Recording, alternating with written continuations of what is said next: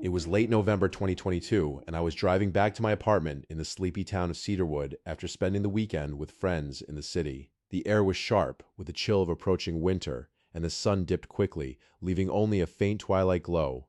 As I left the bright lights of the city behind, the familiar stretch of highway morphed into a dark lane, flanked by towering trees that seemed to whisper secrets in the wind. Around 8:30 p.m., I found myself driving through an area notorious for fog Cedarwood Pass. There's a reason locals try to avoid it at night. The fog rolled in without warning, thick and heavy, swallowing the road ahead like a shroud. I reduced my speed to a crawl, the headlights barely breaking through the mist as I gripped the steering wheel tighter. As I entered the heart of the pass, I couldn't shake the sense that something was off. Perhaps it was the eerie silence that overwhelmed the usual sounds of the night. No rustling leaves, no distant hoots of owls, just the low hum of my car's engine and the soft whoosh of tires on wet pavement.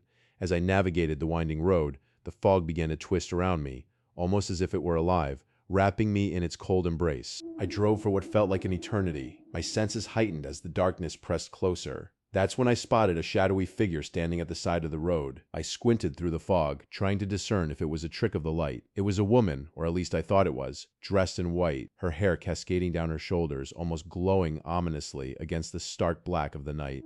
Instinctively, I slowed down, unsure of what to do. I could barely make out her features, but something about her posture felt wrong, unnaturally rigid, like a statue caught in a whispering breeze. As I passed her, I couldn't help but glance in my rearview mirror.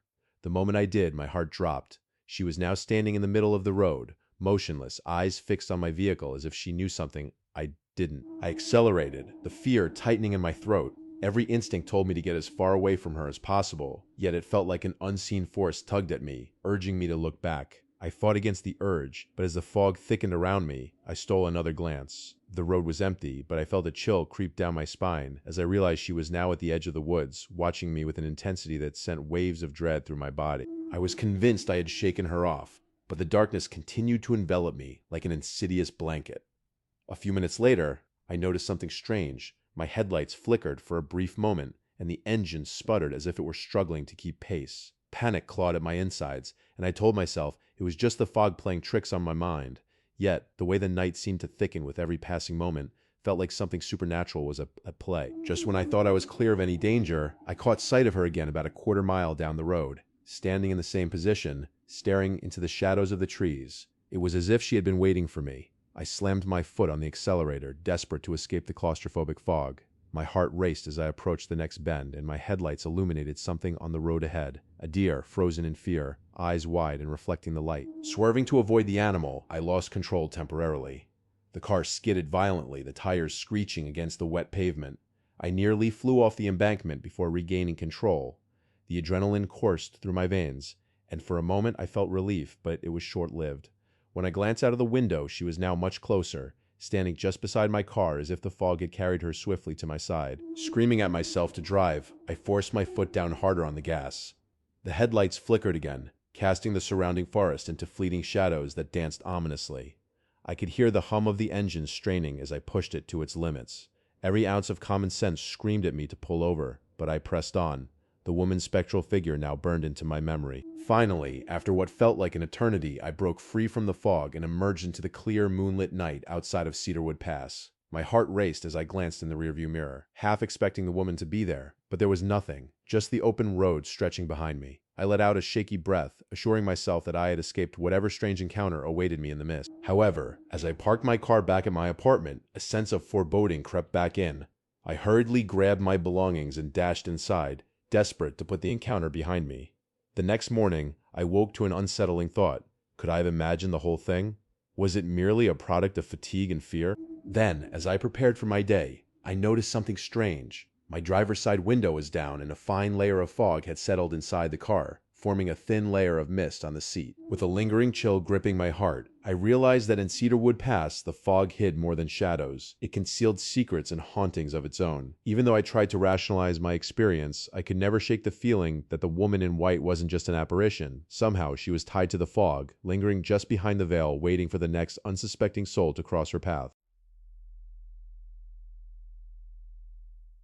It was the spring of 2023, and the weather was particularly erratic in the small coastal town of Misty Hollow. I had just moved back from college, and settling into my childhood home felt like an odd blend of nostalgia and surrealism.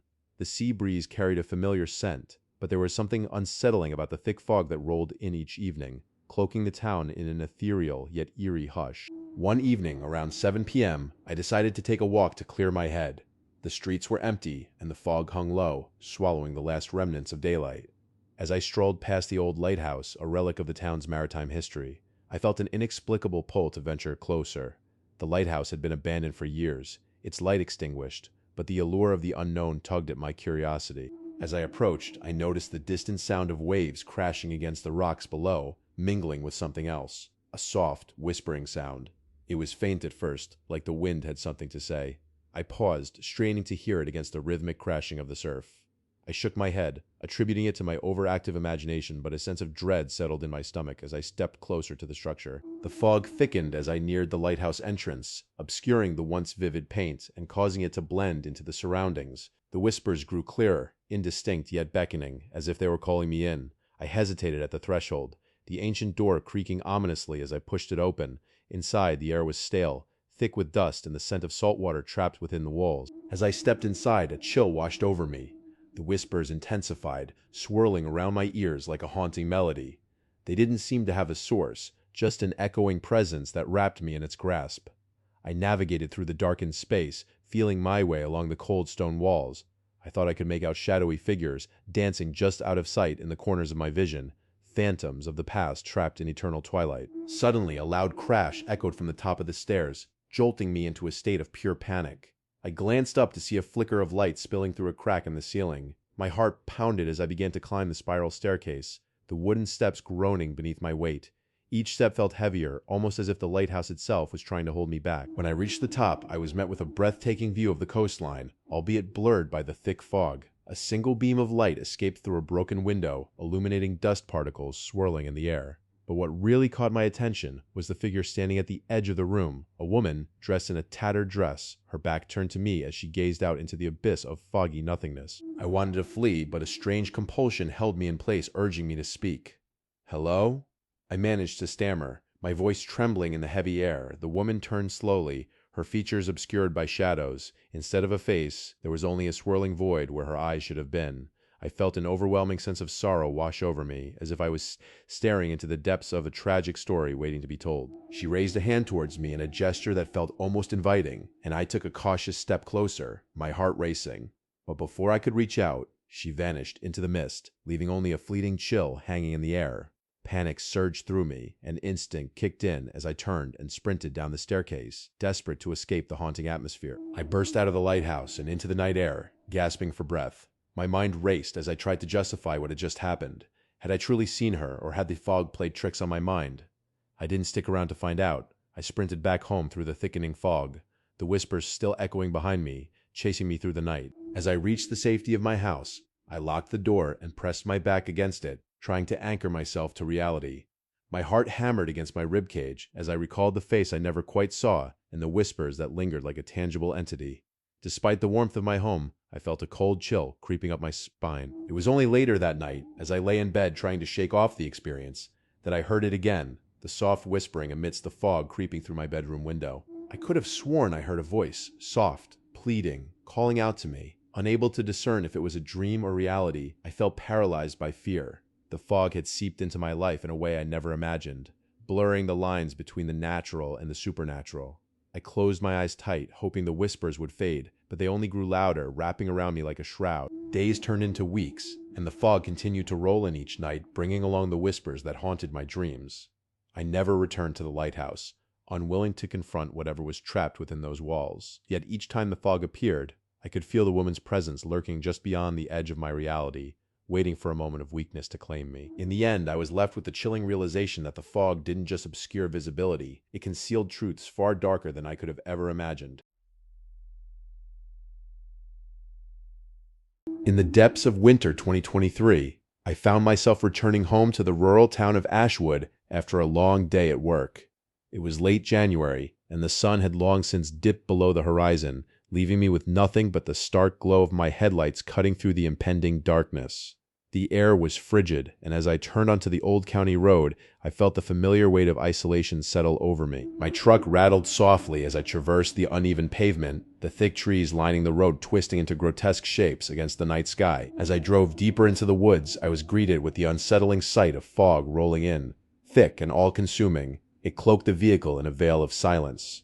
I had heard stories from locals about this stretch of road, tales of shadowy figures and eerie whispers that accompanied the dense mist. But I brushed them off as mere folklore, remnants of small-town gossip, as I didn't want to let the fear seep into my mind. But the fog had a way of distorting reality. As I drove, visibility dwindled, and soon I was reduced to navigating by instinct, the white lines on the road fading into obscurity.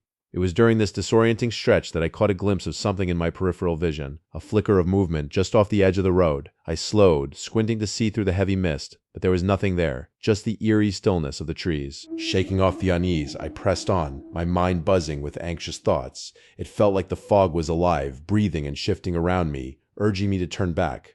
But I pushed through, convincing myself that I was just imagining things. That's when I heard it. Soft, indistinct whispers floating through the fog. It was as if the very air carried echoes of lives once lived, haunted by their own histories, now trapped in the desolation of the wood. I turned the radio up to drown out the unsettling sounds, but the whispers only grew louder, echoing in my mind. They spoke of sorrow, loss, and regret, weaving a tapestry of despair that settled heavily in my chest. It was then that I saw another figure, a man standing in a clearing just off the road, his back to me, as he seemed to converse with the mist itself. With trepidation, I slowed to a stop, my heart racing as a foreboding sense of dread washed over me. I wanted to call out to him, to ask if he needed help, but the moment the words formed in my mouth, he turned sharply, and my breath caught in my throat. His face was obscured, shrouded in shadows, and his gaze pierced through the fog as if he had sensed my presence. For a fleeting moment, we locked eyes, and I felt an inexplicable chill crawling up my spine as if I had stared into the abyss itself. He stood utterly still, not moving, not making a sound, and that feeling of dread morphed into a sharp panic. I fumbled with my gear shift, the urge to drive away burning in my veins, and just as I pressed the gas, the man raised his arm, pointing directly at me, his intentions unreadable through the fog. I slammed my foot down harder, and the tires screeched against the pavement as I sped away, desperate to escape. My heart raced as I navigated the treacherous road, the fog closing in around me like a predator stalking its prey. I could hear the whispers still trailing behind me, a chorus of lost souls weaving through the thick mist. It felt like the forest itself was coming alive, trying to pull me back into its grasp, but I fought against the terror that threatened to consume me. Finally, I broke free from the fog, emerging back into a stretch of road bathed in moonlight. I let out a shaky breath, relief washing over me. I thought I was safe, but as I glanced in my rearview mirror, I was met with the chilling realization that the man was now standing in the middle of the road, a mere silhouette surrounded by the mist. My blood ran cold, and I didn't dare look back again until I reached the safety of my home. Once inside, I collapsed against my front door, breathless and trembling. I thought the encounter was over, but as I turned to lock the door, I noticed the reflection of the man in the glass, his face still obscured but his eyes shining with an otherworldly hunger. The whispers flooded back into my mind, more pronounced now, urging me to remember what I had witnessed. I forced myself to look away, shutting my eyes tight against the wave of terror that washed over me. For days, I couldn't shake the feeling that the man was still out there, lingering in the fog, waiting for me to return to the darkness. Each night, the whispers called to me, echoing through my dreams, intertwining with the memories of that fateful drive. I had thought I escaped, but the truth lingered.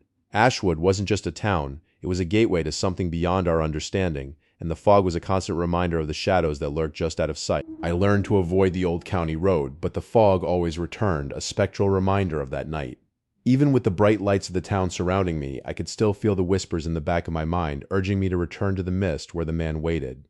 I never knew what he wanted, but I couldn't ignore the feeling that I was forever bound to the echoes of that shrouded road.